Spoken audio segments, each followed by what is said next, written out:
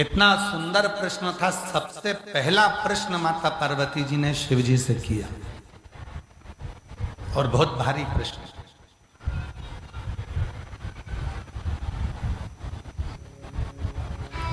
पार्वती जी ने शंकर भगवान से एक प्रश्न किया, हीन और दीन ये दो शब्द,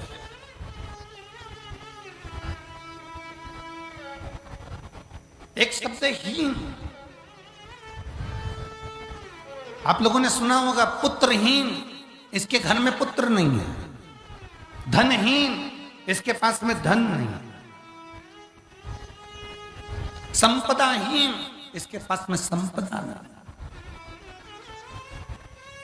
वैभवहीन, इसके पास में वैभव नहीं।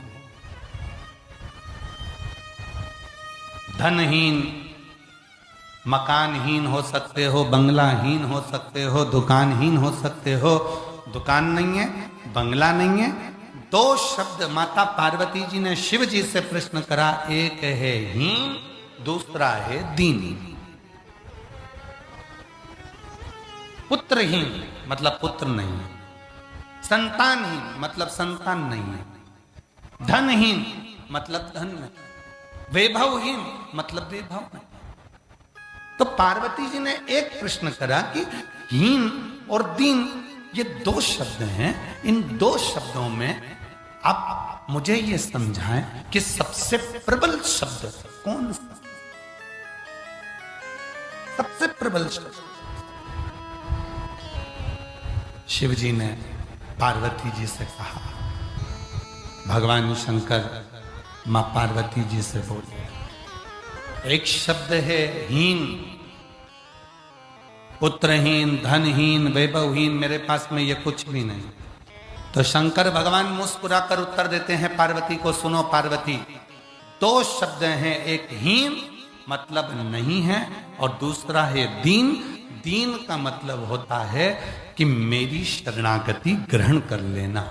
पार्वती, जो मेरे मंदिर में आकर, मेरे शिवालय में आकर एक लोटा जल जो समर्पित करता है, पार्वती मैं उसको दीन जानकर उसके दुखों को अपना बना लेता हूं और उसको जिंदगी में कभी हीन नहीं होने देता। उसकी जिंदगी को मैं संपदावान,